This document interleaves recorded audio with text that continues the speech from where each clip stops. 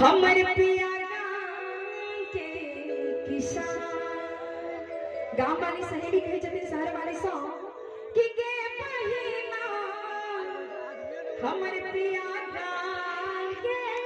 किसान तोहर पिया छो सहर के भगवान के पहिना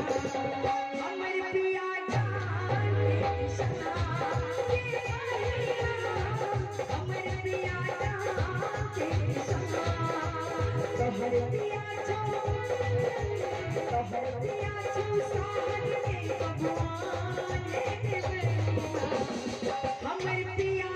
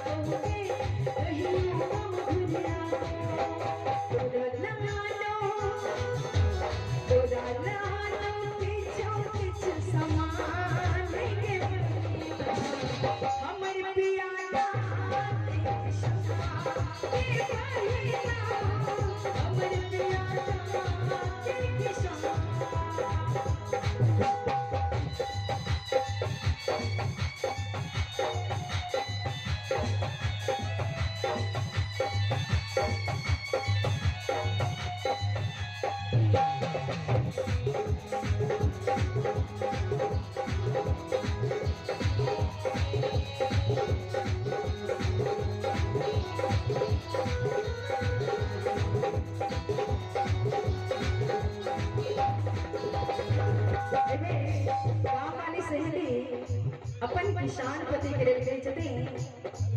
हे हमर पिया के बजुआ जोनी मकई के फुटहा खावे के मकई के फुटहा खावे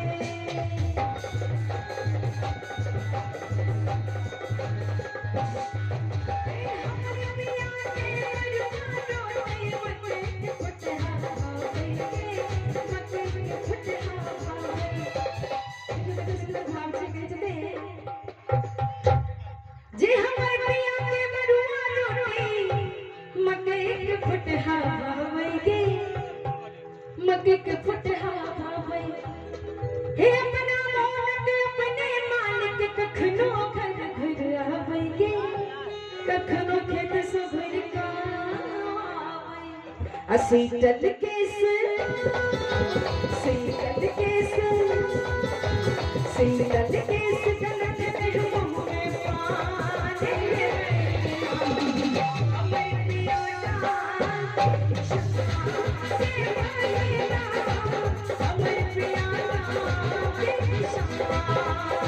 Hare